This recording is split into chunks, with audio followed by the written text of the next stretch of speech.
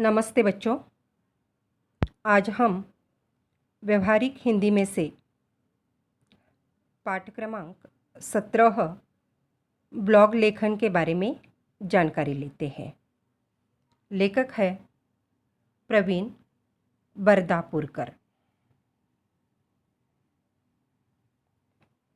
जिस तरह हम पाठ देखने के पूर्व पाठ के लेखक की जानकारी लेते हैं, उसी प्रकार आज भी हम पहले लेखक की जानकारी लेते हैं, तभी हमें पाठ की विशेषताएं समझ में आ जाती है या पाठ का सारांश समझ में आ जाता है। तो लेखक है प्रवीण बरदापुरकर।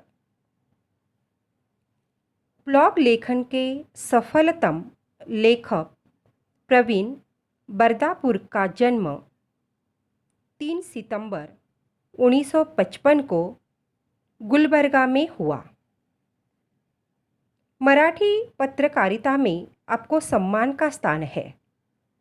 देखिएगा, फिर से पत्रकारिता यह शब्द आ गया। तो ब्लॉग लेखन यानी क्या, ब्लॉग यानी क्या, यह किससे संबंधित है, यह आपके समझ में थोड़ा सा आ गया होगा।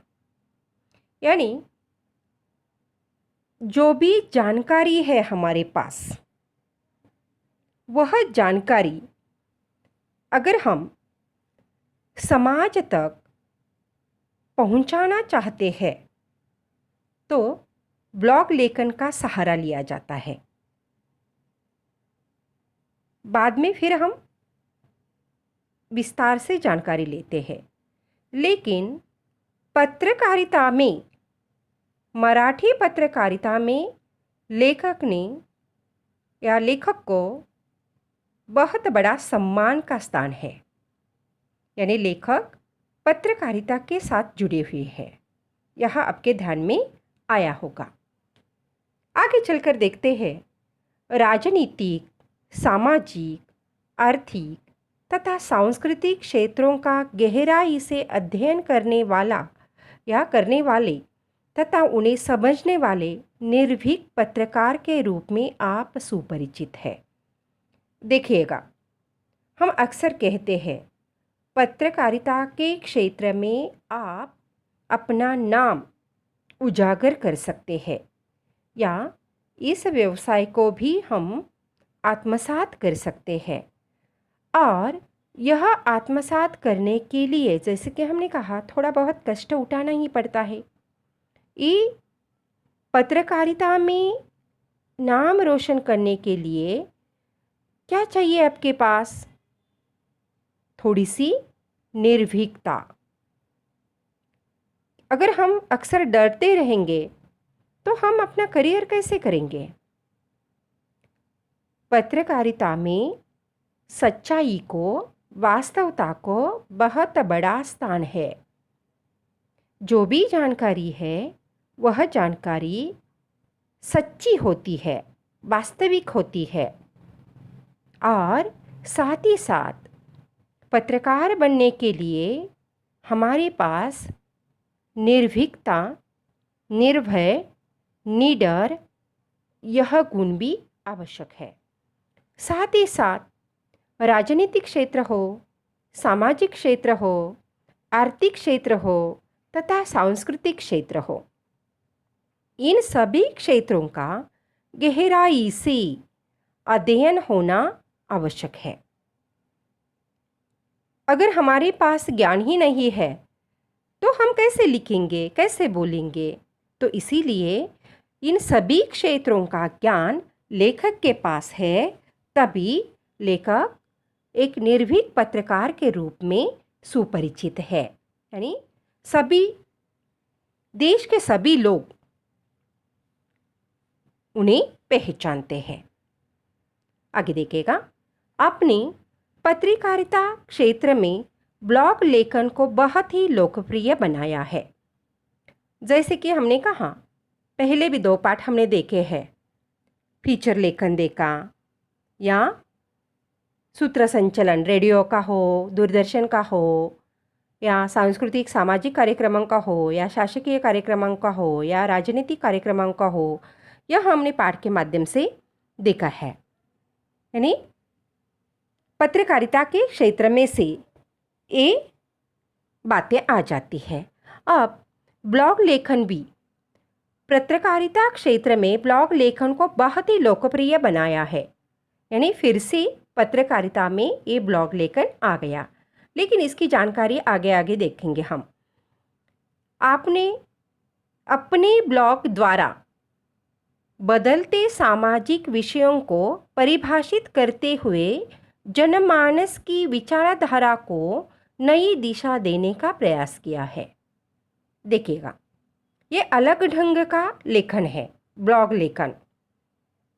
और इस ब्लॉग लेखन के द्वारा जो भी विषय है, जो भी जानकारी है, वह जानकारी ब्लॉग लेखन के द्वारा जनमानस तक यानी सामान्य लोगों तक पहुंचाने का उत्तम प्रयास लेखक ने की है या किया है। आपके ब्लॉग धर्मनिरपेक्ष दृष्टिकोण की पुष्टि करते हैं। देखिएगा, धर्मनिरपेक्ष यानी कौन सा भी धर्म श्रेष्ठ नहीं और कौन सा भी धर्म कनिष्ठ नहीं है। धर्मनिरपेक्ष यानी किसी भी धर्म को महत्व नहीं और किसी भी धर्म का हम महत्व कम नहीं करते। धर्मनिरपेक्ष यह स्वामी विवेकानंद जी ने पूरे विश्व को बताया है, समझाया है कि धर्मनिरपेक्ष यानी क्या।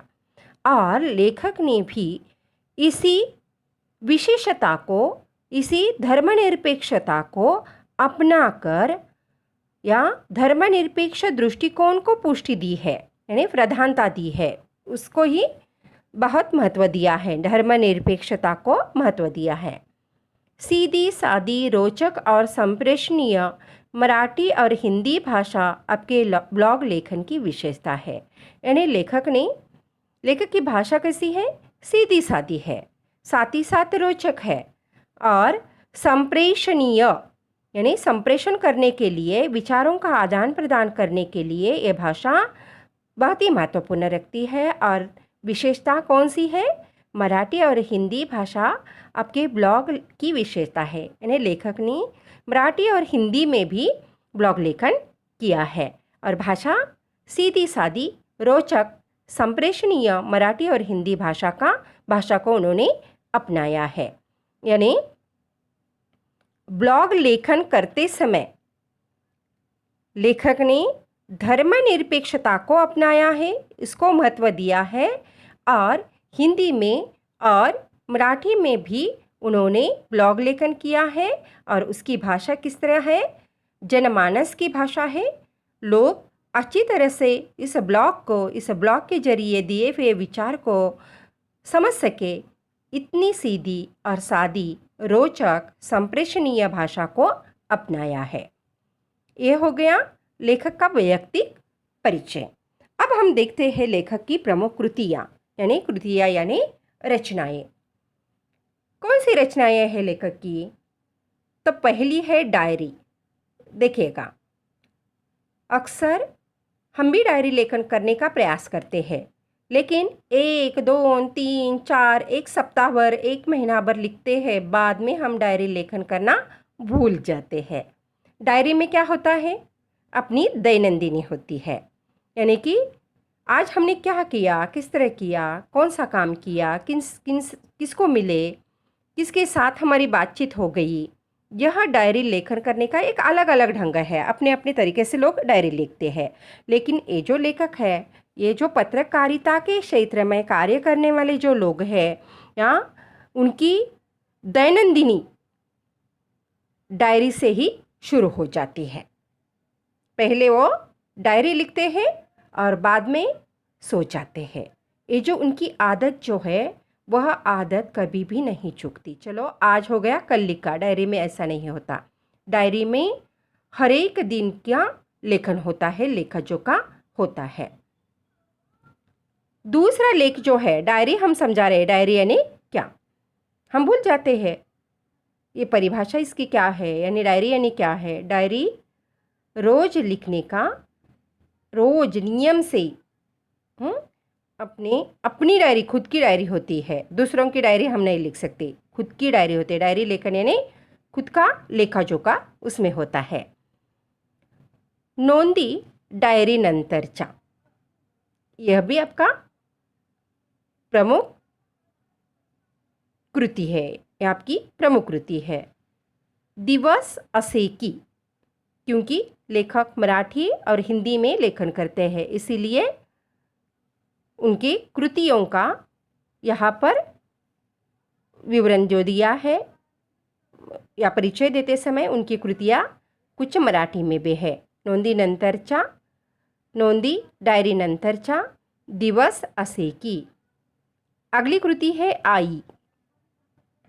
अगली कृति है ग्रेस नावाचं गरुड या गारुड, ग्रेस नावाचं गारुड आदि। अब देखिएगा आलेख। आलेख लेखन हम सबको पता है किस तरह करते हैं। यहाँ हमने भूगोल में देखा है अक्सर आलेख लेखन किस तरह होता है। वर्तमान समय में आलेख लेखन को महत्वपूर्ण स्थान प्राप्त हुआ है, यानी आलेख के द्वारा लेखन किया जाता है। समाचार पत्रों में छपने वाले विभिन्न आलेख विज्ञान, राजनीति, समसामयिक विषयों की विस्तृत, उपयोगी एवं ज्ञानवर्धक जानकारी देते हैं। आगे देखिएगा। फलस्वरूप पाठकों एवं रचनाकारों में आलेख लेखन के प्रति पठन एवं लेखन का भाव जागृत हो गया है, यानी वर्तमान समय बदल चुका है। आज हम तकनीकी युग में हैं और तकनीकी युग में रहने के कारण हम क्या करते हैं, कई माध्यमों के द्वारा अपने ज्ञान भंडार में वृद्धि करने का प्रयास करते हैं। और आलेख भी एक ऐसा लेखन कार्य है जो वर्तमान काल में महत्वपूर्ण स्थान रखता है। समाचार पत्रों में जो भी बातें लिखी जाती है, विज्ञान हो, राजनीतिक, समसामयिक विषयों को विस्तृत, उपयोगी एवं ज्ञानवर्धक जानकारी हमें प्राप्त होती है इस आलेख के द्वारा। अब हम देखते हैं पाठ परिचय की ओर बढ़ते हैं, यानी इस पाठ का परिचय पहले हम देखते हैं कि ब्लॉग यानी क्या, ब्लॉग लेकिन किस तरह किया जाता है। जानकारी लेने से पूर्व संक्षिप्त में हम पाठ का परिचय देखते हैं। आधुनिक समय में पत्रकारिता का क्षेत्र बड़ी तेजी से फैलता जा रहा है। हम देखते हैं, हमने भी कहा है कि चलो इस क्षेत्र में आप अपना करियर बना सकते हैं, अपनी रोजी रोटी कमा सकते हैं। यानी जो भी हम पढ़ते हैं, जिसका भी हम अध्ययन करते हैं, वे हमारे जीवन के संबंध में जुड़ा हुआ होता है। और रोजी रोटी से यानी अध्यापन, अध्ययन और हमारा उदरभरण, इसका अटूट संबंध है। यानी जो भी शिक्षा हम प्राप्त कर सकते हैं, अध्ययन हम जो करते हैं, उससे हमारी रोजी रोटी हमें मिलनी चाहिए। यानी व्यवसाय और शिक्षण ह्याचा संबंध असणं गरजेचं आहे, तेव्हाच आपण आपला जीवनाची कौशल्य आपण प्राप्त करून रोजगार मिळवू शकतो। आणि आजच्या समाजामध्ये पत्रकारिता हे असं क्षेत्र आहे की जे आपल्याला व्यवसाय करून जी दररोजची कमाई आहे, जे आपलं उदरभरण आहे, जे आपलं जीवनचरितार्थ आहे, ते चालवण्यासाठी पत्रकारिता अतिशय महत्त्वाचं क्षेत्र आहे। आणि त्याच्यामध्ये विद्यार्थी मित्रांनो, तुम्हीसुद्धा तुमचं करिअर करू शकता। हेच ह्या पाठातून लेखकांना सांगायचं आहे। समाचार पत्र हो अथवा टेलीविज़न के समाचार चैनल हो, हम देखते हैं शुरू में टेलीविज़न पर 2-4 चैनल रहा करते थे। अब हम देखते हैं तो बहुत सारे चैनल है। इस चैनल को चैनल से पत्रकारिता अछूती नहीं रही है, यानी पत्रकारिता उन चैनलों से जुड़ी हुई है। अछूती रहना, उसे बाजू नहीं है, हटके नहीं, हटाया नहीं है, यानी पत्रकारिता और ये जो चैनल है उनका अटूट संबंध है, ऐसा इसका मतलब है, यानी वहाँ पर पहुँची हुई है। पत्रकारिता के क्षेत्र में ब्लॉग लेखन का प्रचलन भी लोकप्रिय बनता जा रहा है। यानी ये जो ब्लॉग लेखन है सिर्फ इंटरनेट, वेबसाइट, पोर्टल, ये डिजिटल माध्यम है और पत्रकारिता के क्षेत्र में भी ब्लॉग लेखन का प्रचलन भी लोकप्रिय बनता जा रहा है। यानी समाचार पत्र के जो माध्यम होते हैं उन माध्यमों में यह ब्लॉग लेखन किया जाता है।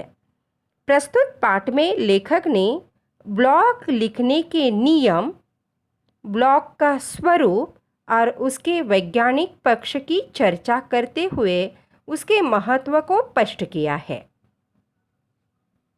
यानी लेखक ने इन मुद्दों को सहारा लेकर अपने विषय का विवरण दिया है या विषय लेखन किया है। ब्लॉग लेखन जहां एक और सामाजिक जागरण का माध्यम बन चुका है, यानी सामाजिक जागरण, समाज में जागरूकता जो लानी है, कौन सा भी विषय हो, इससे हम सजग हो जाते हैं, हमारे ज्ञान में वृद्धि हो जाते हैं, जो भी अज्ञान है वह अज्ञान हमारा दूर हो जाता है। यानी जागरण, हम जागृत हो जाते हैं, हम सचेत हो जाते हैं। और जागृत कब होते हैं? ज्ञान में वृद्धि होने के बाद ही हम जागृत होते हैं। उसी प्रकार ब्लॉग लेखन जहाँ एक और सामाजिक जागरण का माध्यम बन चुका है, वही पत्रकारिता के जीवित तत्व के रूप में भी स्वीकृत हुआ है तथा बड़ा ही लोकप्रिय माध्यम बन चुका है। यानी पत्रकारिता के क्षेत्र में ये जो ब्लॉग लेखन है, यह ब्लॉग लेखन स्वीकृत हुआ है, यानी सभी ने उसे स्वीकारा है और बड़ा लोकप्रिय भी बना हुआ है। इस तरह हो गया यह संक्षिप्त में पाठ का परिचय। अब हम पाठ को विस्तार से देखेंगे। पहले हम प्रकट वाचन के रूप में इस पाठ को एक एक कड़ी को प्रस्तुत करते हैं। यानी हमारी जो अध्यापन की पद्धतियाँ हैं अलग अलग है, यानी कि हम कभी कथा कथन पद्धति का अवलंब करते हैं, कभी कभी हम प्रकट वाचन के सहारे विवरण देते हैं, कभी कभी हम व्याकरण का पाठ हो तो उद्गामी अवगामी पद्धति के द्वारा अध्यापन करते हैं। उसी प्रकार आज हम थोड़ा विश्लेषण के तौर पर प्रकट वाचन करेंगे और प्रकट वाचन के बाद एक एक मुद्दे को हम संक्षिप्त में आपको समझा देंगे। तो पहला मुद्दा जो है ब्लॉग लेखन के, पहला मुद्दा जो है इस पाठ्यक्रम में से लेखन ने शुरुआत जो की है, ब्लॉग लेखन से तात्पर्य या ब्लॉग यानी क्या, इसका अर्थ हम समझ पाएंगे। पहले हम पढ़ते हैं, बाद में इसका विवरण देते हैं। ब्लॉग अपना विचार, अपना मत व्यक्त करने का एक डिजिटल माध्यम है। ब्लॉग के माध्यम से हमें जो कहना है उसके लिए किसी की अनुमति लेने की आवश्यकता नहीं होती।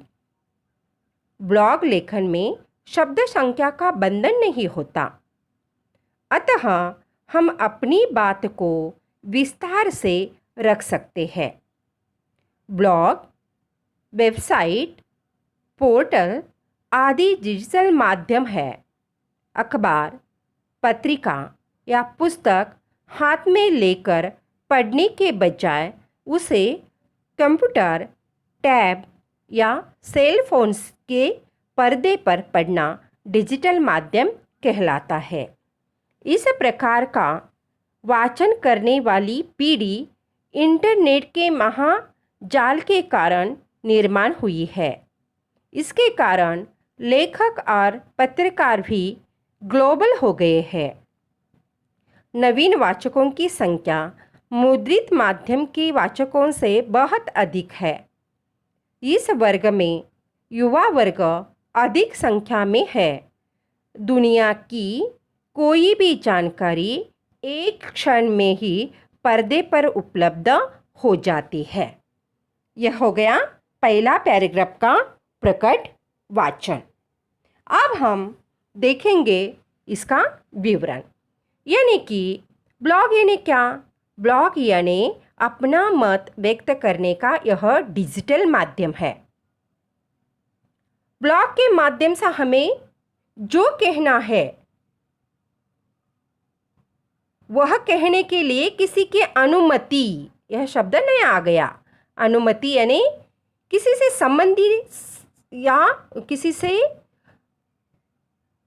जो हम कहते हैं कि अनुमति लेना, परमिशन लेना म्हणतो ना आपण, ह्याच्याकडून मला संमती घ्यायची आवश्यकता नाही आहे या ह्याच्याकडून मला परमिशन घ्यायची आवश्यकता नहीं है, इस अर्थ से अनुमति लेने की आवश्यकता नहीं होती।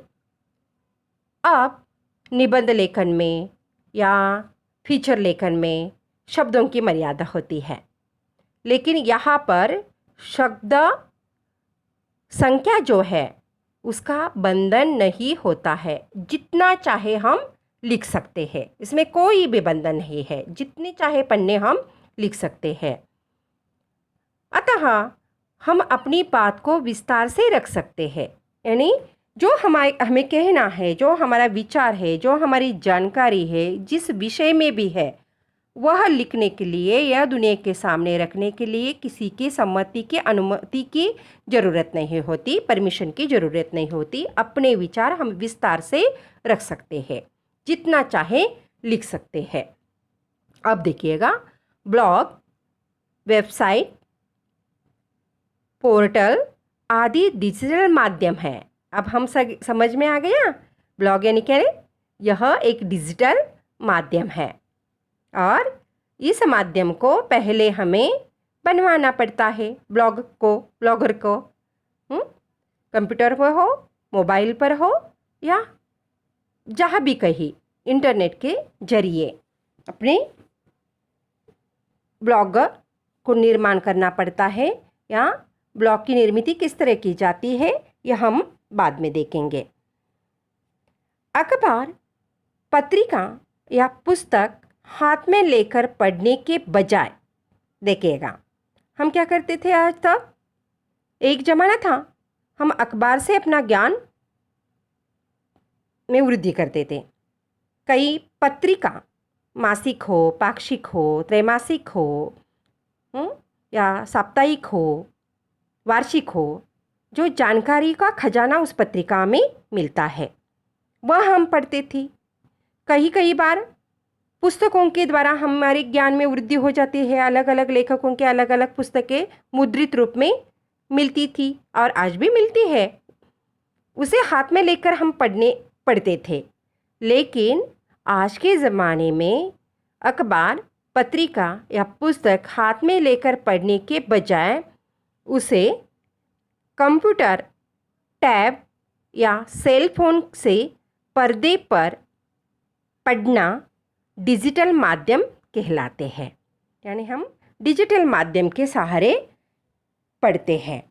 इस प्रकार वाचन करने वाली पीढ़ी इंटरनेट के महाजाल के कारण निर्माण हुई है। क्यों ऐसी हुई? ये पीढ़ी ऐसी क्यों हो गई? आज का ज़माना इंटरनेट का है। इंटरनेट के महाजाल के निर्माण के कारण आज हम ये जो जानकारी है, ये जो जानकारी पढ़ते हैं वह कंप्यूटर, टैब या सेल फोन के जरिए पढ़ते हैं। इसके कारण लेखक और पत्रकार को भी ग्लोबल बनना पड़ा। यानी लेखक और पत्रकार ग्लोबल बन गए। समाज के अनुसार हमें बदलना चाहिए, तकनीकियों के अनुसार हमें बदलना चाहिए। जिस प्रकार समाज में परिवर्तन उन्नति की ओर जा रहा है, उसी के प्रकार ये लेखक भी उनकी जो लिखावट है वह भी बदल गई, लेखक भी ग्लोबल हो गए। नवीन वाचकों की संख्या मुद्रित माध्यम के वाचकों से बहुत अधिक है। यानी मुद्रित साहित्य जो लोग पढ़ते थे उससे भी अधिक संख्या किसकी है? इससे भी अधिक संख्या आज के आधुनिक वाचकों की है, जो इंटरनेट के जरिए या कंप्यूटर के जरिए, टैब के जरिए, सेल फोन के जरिए पढ़ रहे हैं। और मुद्रित साहित्य पढ़ने वाले से ज़्यादा, कहीं ज़्यादा संख्या इस प्रकार के वाचकों की है। इस वर्ग में युवा वर्ग अधिक है। अब देखिएगा, जो बदलने वाली मेन कौन होता है, प्रमुख कौन होता है? युवा वर्ग होता है। वह झट से नए आए हुए विचारों को आत्मसात करते हैं, नई तकनीकों को आत्मसात करते हैं। उसी प्रकार ये जो मुद्रित साहित्य से ग्लोबल साहित्य पढ़ने वाले संख्या किसकी है? युवकों की अधिक संख्या है। दुनिया की कोई भी जानकारी एक क्षण में पर्दे पर उपलब्ध हो जाती है। अक्सर हम देखते हैं इंटरनेट पर जो जानकारी हमें चाहिए, सिर्फ एक बटन दबाया, पूरी की पूरी जानकारी पर्दे पर हाजिर। यानी इतना झटपट जानकारी हमें प्राप्त हो जाती है। तो संख्या ही युवकों की पड़ेगी। युवक ही ज़्यादा से ज़्यादा इस साहित्य को पढ़ते हैं। अब देखते हैं हम अगला जो मुद्दा है, यह ब्लॉग की खोज। उसी प्रकार जिस प्रकार पहले हम मुद्रित साहित्य को पढ़ेंगे, बाद में एक एक मुद्दा समझा देंगे। ब्लॉग की खोज के संदर्भ में निश्चित रूप से कोई डॉक्यूमेंटेशन उपलब्ध नहीं, पर जो जानकारी उपलब्ध है उसी के अनुसार जस्टिन हॉल ने सन 1994 में सबसे पहले इस शब्द का प्रयोग किया। यानी इसकी खोज, यानी उसका उदय कब हो गया निश्चित रूप से कहा नहीं जाता, लेकिन इसका जो प्रयोग है इसमें जस्टिन हॉल ने सन 1994 में सबसे पहले इस शब्द का प्रयोग किया है। ध्यान में रखना, जस्टिन हॉल। जॉन बर्गर ने इसके लिए वे ब्लॉग शब्द का प्रयोग किया था। अब देखिएगा, इसे नाम दिया गया वे ब्लॉग। किसने दिया? जॉन बर्गर ने। माना जाता है कि सन 1999 में पीटर मेयरहोल्स ने ब्लॉग शब्द को प्रस्तापित कर उसे व्यवहार में लाया।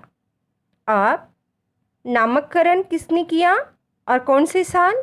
1999 में पीटर मेयरहोल्स ने ब्लॉग इस शब्द को इस्तेमाल किया या प्रस्तापित करके उसे व्यवहार में लाया गया, यानी प्रचलित हो गया यह शब्द 1999 में। भारत में कब आया? देखो, भारत में 2002 के बाद ब्लॉग लेखन आरंभ हुआ और देखते देखते यह माध्यम लोकप्रिय हुआ तथा इसे अभिव्यक्ति के नए माध्यम के रूप में मान्यता भी प्राप्त हुई। यानी भारत में 2002 के बाद इसका इस्तेमाल होने लगा। इस माध्यम का इस्तेमाल हुआ, इस्तेमाल ही नहीं तो वह लोकप्रिय भी हो गया और अभिव्यक्ति के नए माध्यम के रूप में मान्यता भी हुई। यानी अपने विचार अभिव्यक्त करने का यह महत्वपूर्ण साधन बन गया। अब हम दूसरी कड़ी देखते हैं।